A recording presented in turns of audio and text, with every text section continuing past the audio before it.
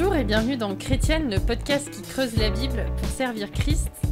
Je suis Aurélie Bricot et je suis en compagnie de Angie Velasquez-Danton, ma co-animatrice. Aujourd'hui, on vous propose d'écouter la suite du podcast que nous avons enregistré avec Dan au sujet du Saint-Esprit et qui suit donc notre réflexion dans la suite de la série sur le symbole des apôtres. On a trouvé que c'était un petit peu long et on s'est dit que le sujet était tellement intéressant qu'on allait vous tenir en haleine pendant une semaine pour avoir la fin de notre conversation. Donc du coup, on vous dit à toutes et à tous une bonne écoute de la suite de notre discussion.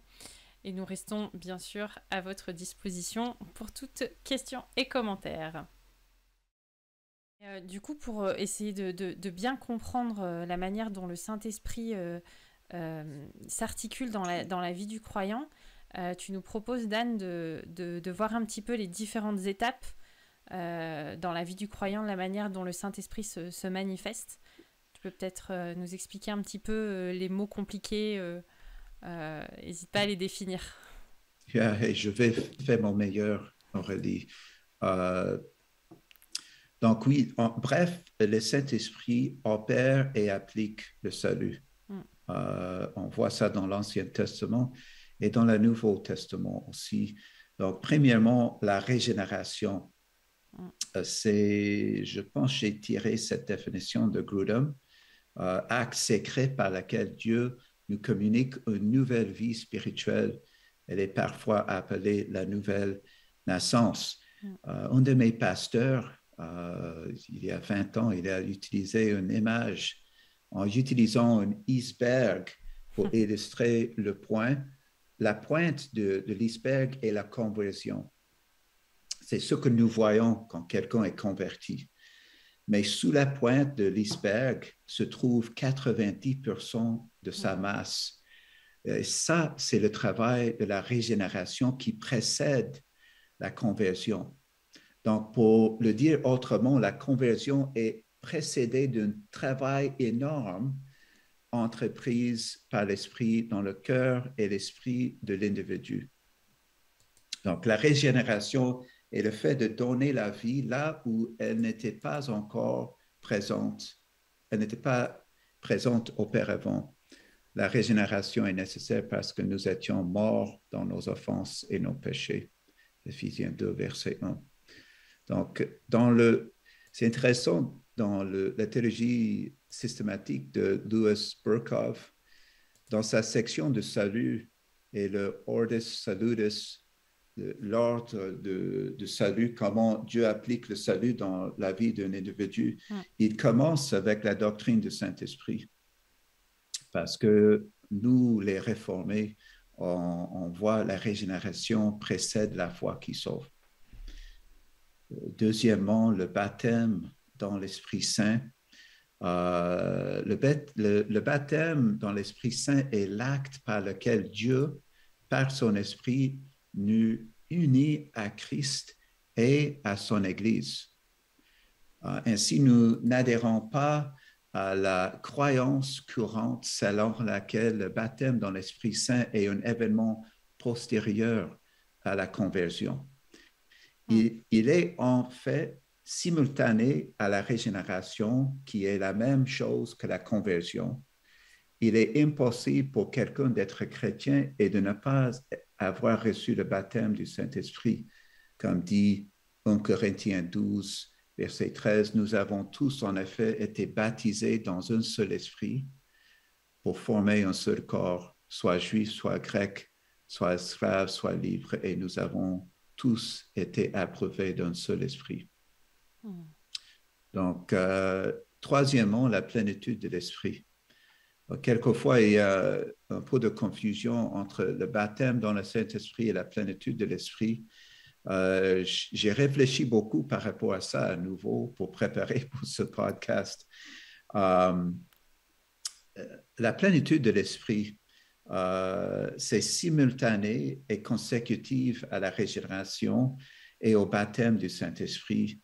La plénitude de l'esprit fait référence à la présence de l'esprit dans le croyant afin de lui conférer la capacité de vivre une vie qui plaît à Dieu et d'accomplir son ministère. Donc, Paul ordonne aux croyants en Éphésiens 5, 18 d'être remplis du Saint-Esprit. Et les effets de le fait d'être rempli de Saint-Esprit se manifestent dans le mariage, dans les relations entre parents, enfants, dans la vie de l'Église, bien sûr, premièrement. Essentiellement, le fait d'être rempli de l'Esprit donne de la vie spirituelle à nos relations avec les autres. Et, vas-y. Non, vas-y, je t'en prie. Et c'est continuel, n'est-ce pas? On dirait qu'on est comme des vases qui sont troués. Donc, on nous dit d'être continuellement remplis de l'Esprit en Éphésiens 5, 18, précisément parce qu'on égoutte et on a besoin d'être renouvelé constamment. Donc, c'est pourquoi la plénitude de l'Esprit, ce n'est pas ponctuel, mais c'est moment par moment, alors que nous cherchons la face de Dieu. C'est ça. Et je pense que c'est lié avec le fait de marcher dans la dépendance du Saint-Esprit. En marchant dans la dépendance du Saint-Esprit, je suis déjà en train d'aborder l'idée de la sanctification, mais de marcher dans la dépendance du Saint-Esprit, c'est d'être rempli du Saint-Esprit. Et ça touche l'aspect de notre responsabilité d'être obéissant au Saint-Esprit. Donc, je suis tout à fait convaincu de l'élection, la préséance de Dieu, la prédestination, et que la régénération précède la conversion, mais aussi avec le Saint-Esprit, il y a l'aspect c'est à nous d'obéir. C'est à nous de marcher dans la dépendance du Saint-Esprit. Donc, c'est intéressant, Paul dit en Éphésiens 5, 18, d'être rempli du Saint-Esprit. Donc, ça dépend de nous, d'une façon. Il y a la dimension individuelle, mais je pense qu'on peut aussi souligner l'aspect collectif. En fait, ce que tu dis me fait penser en Apocalypse, à plusieurs reprises, à chaque fois qu'il y a un message qui s'adresse à une église, il est dit... Attends, je vais sortir un verset pour essayer de pas... que celui qui a des oreilles entende ce que l'Esprit, donc pneuma, dit aux églises. Et il y a aussi cette dimension de ce que l'Esprit conduit l'Église et de la manière dont l'Église doit se... Enfin, on prend un petit peu d'avance, mais voilà, je pensais à cet esprit aussi, à cette disposition communautaire. Oui, c'est très... Pour nous, dans le monde occidental, on oublie cet aspect souvent. Mais heureusement, dans les traductions françaises, c'est plus clair que dans les traductions anglaises, l'aspect communautaire des exhortations dans les épîtres. Donc, la plénitude de l'Esprit, donc le baptême de l'Esprit est l'œuvre initiatrice de l'Esprit dans la vie du croyant. L'unisson au Fils et au Père est l'intégrant dans l'Église. La plénitude de l'Esprit est l'expérience subséquente et durable de l'habitation de l'Esprit dans la vie du croyant pour la vie et le ministère. Bref. Et donc, quatrièmement, la sanctification. Définition de ça, la sanctification est le processus par lequel le croyant, sur la base de son union avec le Christ et sous la conduite de l'Esprit, manifeste une mise à mort progressive du péché et marche en nouveauté de vie en relation avec Dieu. Romains 8, 9. Vous cependant, vous n'êtes pas dans la chair, mais dans l'esprit, puisque l'esprit de Dieu vit en nous. La préposition dans, je me rappelle, j'ai pris un cours de Christologie avec Gordon Fee, mais j'ai appris avec lui que, en fait, ici, nous avons deux sphères d'existence, soit la chair, soit l'esprit.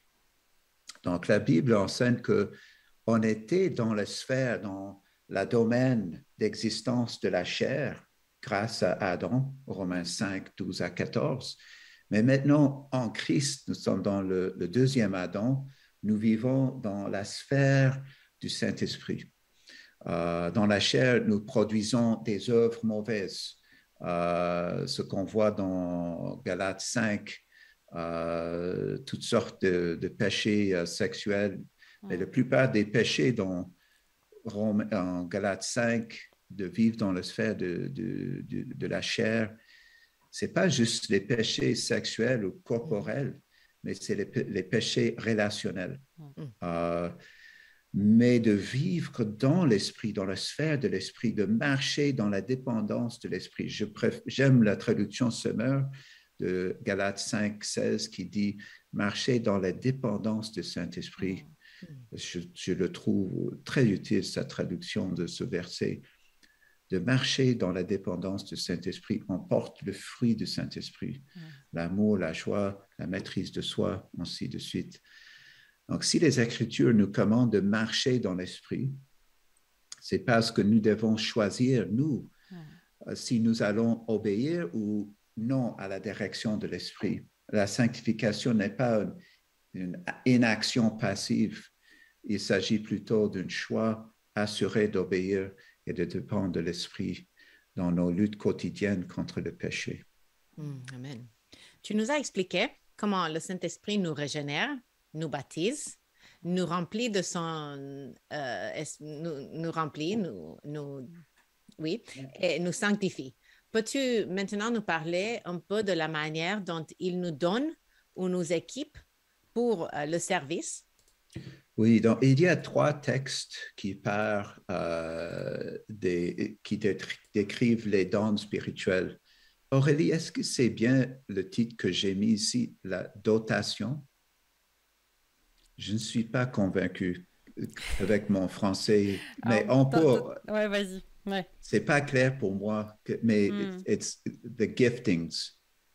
Les dons alors de moi je suis pas du tout anglophone, alors c'est pas moi qui faut demander ça. Mais je suis pas francophone, donc on parle des dons. Oui, les dons. Il y a 3 textes qui parlent des dons que l'Esprit fournit dans la vie des églises locales. Romains 12, 6 à 8, 1 Corinthiens 12, 4 à 11 et 1 Corinthiens 12, verset 28. Je sais que le temps s'affile un peu, donc je vais juste raccourcir un peu ici, mais dans 1 Corinthiens 12, 8 à 11, à maintes reprises, la phrase « par le même esprit », donc est répétée à maintes reprises. Je n'ai pas compté, mais est-ce que c'est 3 ou 4 fois dans quelques versets? Donc, par le même esprit. Les dons de l'esprit servent à l'unifier l'Église dans son édification en Christ. Remarquez aussi à la fin, en verset 11 du chapitre 12 de 1 Corinthiens, ça dit « Un seul et même esprit opère toutes ces choses, les distribuant à chacun en particulier comme il veut. Distribuant à chacun en particulier comme il veut. Chacun selon sa volonté. » C'est avec ce verset qu'on peut expliquer pourquoi certains dons ne sont pas normatifs après l'âge apostolique. On n'a pas le temps de discuter trop par rapport à ça, mais il distribue à chacun en particulier comme il veut, chacun selon sa volonté. Oui, et sixièmement, la glorification. On voit comment le Saint-Esprit est l'avant-goût de notre plein salut qui nous attend en Ephésiens 1, 14. L'Esprit, lequel est un gage de notre héritage pour la rédemption de ce que Dieu s'est acquis pour célébrer sa gloire. Donc, il est le avant-goût, le sceau, si j'ai bien prononcé ce mot. Et l'Esprit est véritablement le consolateur dont Jésus a parlé en Jean 14, 16 à 17. Et moi, je prierai le Père et il vous donnera un autre consolateur afin qu'il demeure éternellement avec vous, l'esprit de vérité. Et l'esprit nourrit nos cœurs de la présence réelle du Père et du Fils jusqu'à ce que nous les voyons de nos propres yeux au ciel. Et ça, voici un des versets peut-être le plus intéressant pour moi dans la pneumatologie. Jean 14, verset 23. Si quelqu'un m'aime, il gardera ma parole et mon Père l'aimera. Nous viendrons à lui et nous ferons notre demeure chez lui. Et imagine que le Père et le Fils font le demeure en nous, les enfants de Dieu, à travers son esprit. On voit tous les trois membres de la Trinité à l'œuvre, en harmonie, pour accomplir et appliquer le salut dans la vie des croyants.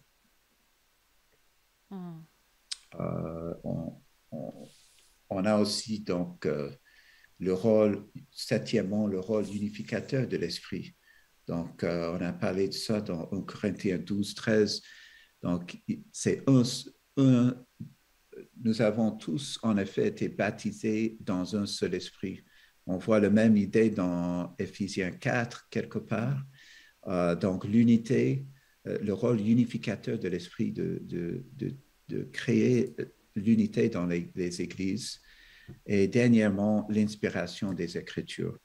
2 Timothée 3, 16, bien sûr, dit que l'Écriture est inspirée de Dieu, ou littéralement en grec, insufflée par Dieu. Comme nous l'avons mentionné au début, le souffle de Dieu et l'Esprit de Dieu sont souvent des termes interchangeables. Donc, on voit comment l'inspiration de l'Écriture et l'illumination des Écritures montrent le rôle du Saint-Esprit pour prendre soin du peuple de Dieu. En donnant la parole de Dieu et en donnant la compréhension de la parole de Dieu. Merci beaucoup, Dan, pour tous ces éclairages. On comprend quand même que le Saint-Esprit, c'est vraiment un sujet qui est majeur dans les Écritures. Et peut-être l'un des sujets qui souffre, on peut dire, le plus d'un peu d'interprétations diverses et variées. On a envie de rentrer maintenant dans la partie un peu plus concrète de notre podcast. Comment tout ce qu'on a abordé nous aide à mieux connaître, aimer et servir notre Seigneur. Mais peut-être pour débuter cette réflexion, il me semblait important de faire une remarque par rapport à tout ça. On n'a pas beaucoup souligné cet aspect-là, mais on voulait quand même vous dire que le Saint-Esprit est une personne, que c'est une personne même divine, puisqu'il possède tous les attributs divins. C'est pas une puissance, un pouvoir magique qui peut se mettre sur une baguette que nous pouvons actionner en cas de danger imminent ou de doute à la prochaine intersection. Tiens, où est-ce que je dois aller? C'est pas juste ça, ce serait réducteur de dire que le Saint-Esprit est ça, mais avec tous les bons enseignements que tu nous as partagés, on voit bien que le Saint-Esprit est une personne que Dieu a placée en nous, comme ce dernier passage que tu nous as cité dans l'Évangile selon Jean. Et j'en viens donc à une question. Comment cette relation entre le croyant et la personne du Saint-Esprit se matérialise concrètement dans la vie du chrétien? Et du coup, est-ce que tu penses, alors c'est une question un peu brûlante, on va pas rentrer dans un débat, mais est-ce que tu penses qu'il est possible de prier le Saint-Esprit? Je me rappelle, un de mes professeurs de la doctrine de la Trinité a dit que oui, on peut prier le Saint-Esprit parce qu'il est Dieu et également que le Père et le Fils. Et où il y a un membre de la Trinité, les deux autres sont parfaitement représentés. Il y a ce passage d'Ézéchiel 37 où l'Éternel demande à Ézéchiel de prophétiser sur les ossements desséchés, qui est un passage assez questionnant, à vrai dire, disons-le. Et ce passage dit ceci: « Prophétise à l'intention de l'Esprit, prophétise, fils de l'homme, tu annonceras à l'Esprit, voici ce que dit le Seigneur l'Éternel, Esprit, viens des quatre vents, souffle sur ces morts et qu'ils revivent. Il n'y a pas beaucoup de mentions dans les Écritures de prières adressées directement à l'Esprit. On voulait quand même vous citer ce que Grudem dit à ce sujet et qui, pour le coup, fait plutôt l'unanimité et qui complète ce que tu nous as partagé, Dan. Donc, je cite... Bien qu'aucune prière adressée directement au Saint-Esprit ne soit rapportée dans le Nouveau Testament, il n'y a rien qui interdise une telle prière, car le Saint-Esprit, comme le Père et le Fils, est pleinement Dieu. Il est digne d'être prié et a le pouvoir de répondre à nos prières. Notez aussi la façon dont Ézéchiel s'adresse au souffle et à l'Esprit en Ézéchiel 37. Dire que nous ne pouvons pas prier le Saint-Esprit revient à dire en réalité que nous ne pouvons pas lui parler ni avoir de relation personnelle avec lui, ce qui est difficilement soutenable. En effet, tout au long de l'histoire de l'Église, plusieurs cantiques très souvent chantés étaient des prières adressées au Saint-Esprit, mais cela ne correspond pas au modèle du Nouveau Testament et ne devrait pas devenir notre façon principale de prier. Fin de citation. Oui, tout à fait. Et nous pouvons reconnaître cette union avec, nous sommes unis à Christ, nous sommes remplis par l'Esprit et le Père, le Fils et le Saint-Esprit demeurent en nous. Donc, quelle joie de rentrer en communion avec les membres de la Trinité et non avec un seul en isolation. Et maintenant, on peut se poser la question, comment connaître tous ces faits tellement fascinants sur la doctrine de l'Esprit nous aide à aimer, à servir Christ. Et cela, premièrement, nous amène à dépendre de l'Esprit. L'étude de la pneumatologie, qui est le mot pour la doctrine du Saint-Esprit, n'est pas quelque chose que nous séparons de notre marche avec Christ. Au contraire, la connaissance du rôle central de l'Esprit dans l'histoire de la rédemption, ainsi que dans notre propre salut, nous aide à vivre dans la dépendance de l'Esprit. Nous ne pouvons pas arriver pour nous-mêmes à marcher par l'Esprit. Nous avons besoin de lui. Et cela non seulement pour notre union personnelle avec Jésus-Christ, mais aussi pour nos relations les uns avec les autres dans l'Église. Le même Esprit qui nous a sauvés et fait de nous une partie de sa famille est l'Esprit qui nous soutiendra jusqu'à la fin.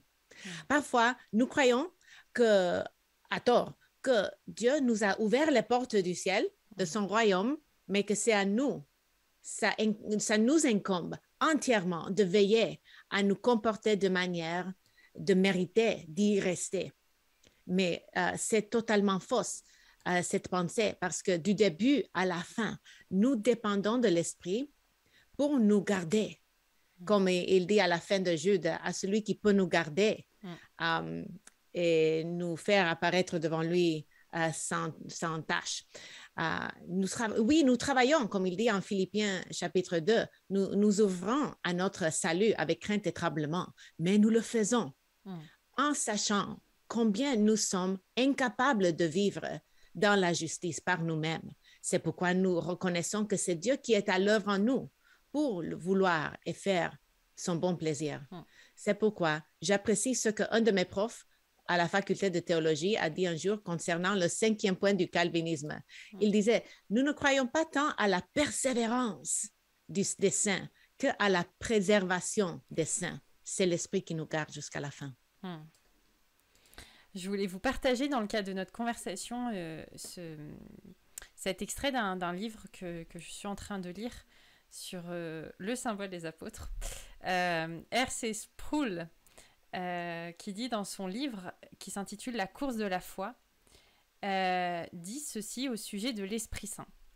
Il dit dans le Nouveau Testament, lorsque Jésus parle de la venue de l'Esprit à ses disciples, en Jean 14, 17, il appelle l'Esprit le Consolateur. On a cité ce verset un peu plus tôt dans notre podcast. Et l'auteur dit, cela dit, quand on présente le Consolateur dans le Nouveau Testament, il n'est pas seulement appelé le Consolateur, mais aussi un autre Consolateur. Parfois, le mot grec équivalent est traduit par défenseur. Alors quand Jésus dit « Je vous enverrai un autre Consolateur », Qui donc peut bien être le premier ?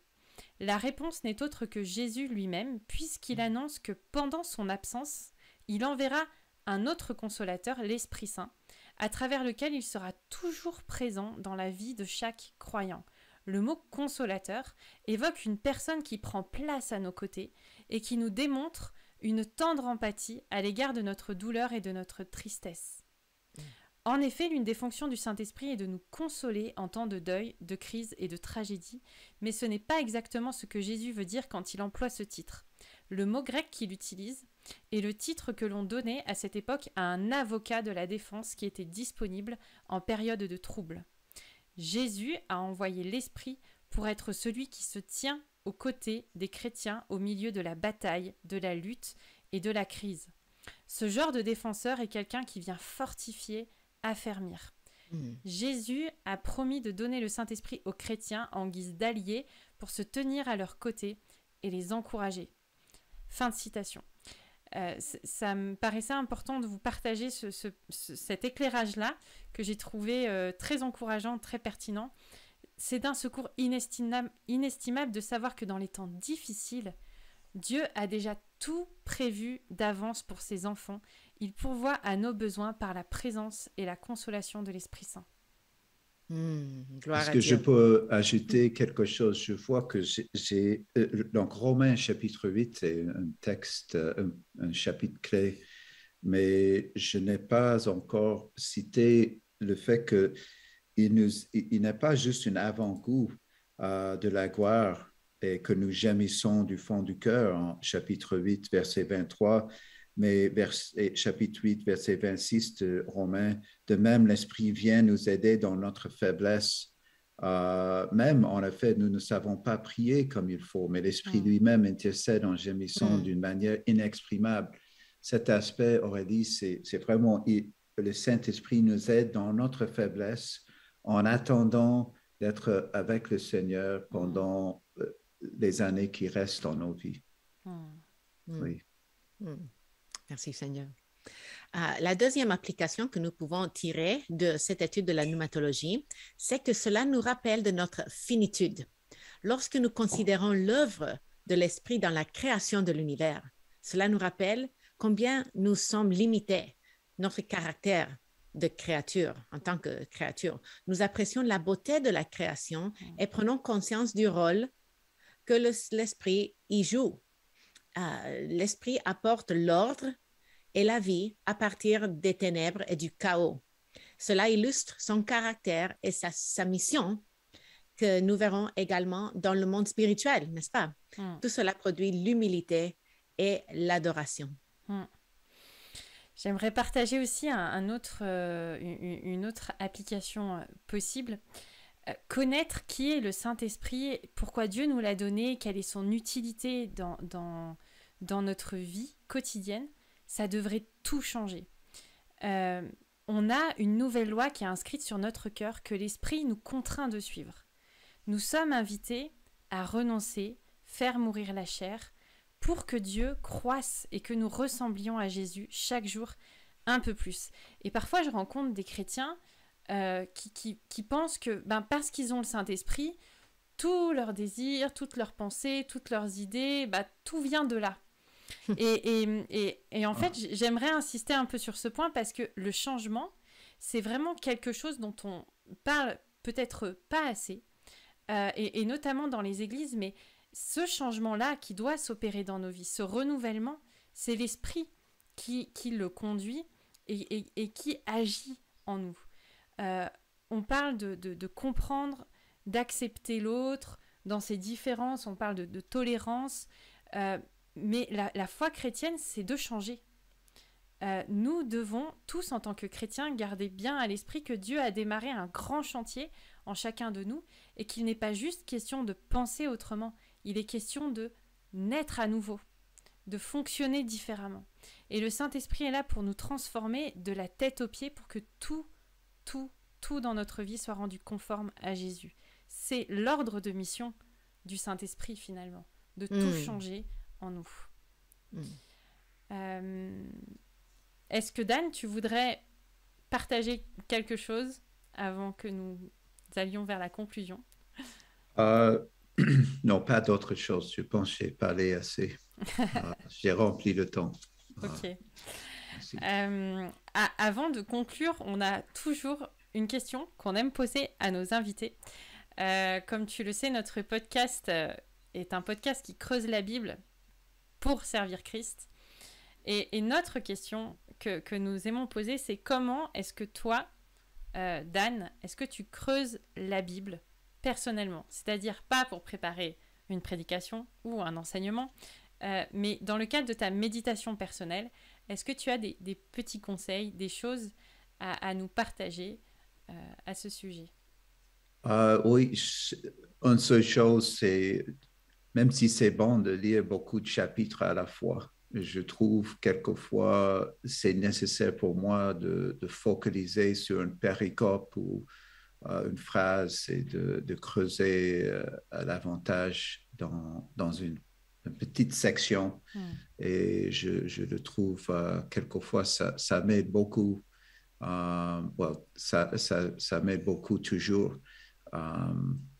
Donc, ce n'est pas juste la quantité, mais aussi la qualité d'études aussi qui compte. Merci beaucoup. NJ, est-ce que tu veux dire quelque chose avant qu'on termine le podcast le plus long?